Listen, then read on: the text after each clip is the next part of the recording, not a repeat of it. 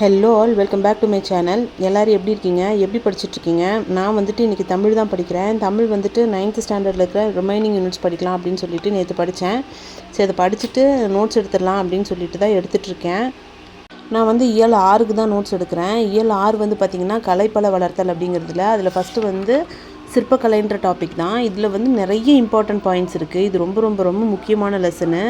இது வந்து கண்டிப்பாக நோட்ஸ் எடுத்து வச்சுக்கணும். ஏன்னு கேட்டிங்கன்னா, இதை நம்ம திருப்பி திருப்பி படிக்கும்போது தான் நமக்கு மைண்டில் ரொம்ப ஸ்ட்ராங்காக நிற்கும். அதனால் இதை நான் ஹிண்ட்ஸ் எடுத்துகிட்டு எப்போல்லாம் டைம் இருக்கோ அப்போல்லாம் இதை திருப்பி திருப்பி ரிவிஷன் பண்ணிக்கணும்.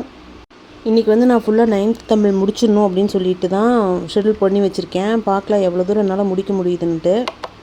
நான் வந்து 10th வரைக்கும் தான் தமிழ் படிக்கிறேன். +1 +2 டச் பண்ணவே இல்லை. நீங்களாம் எவ்வளோ தூரம் தமிழ் படிச்சிருக்கீங்கன்னு சொல்லுங்கள். நான் இதுக்கு மேலே ரிவிஷன் ஸ்டார்ட் பண்ணலைன்னா இன்னும் லேட் ஆகிடும்.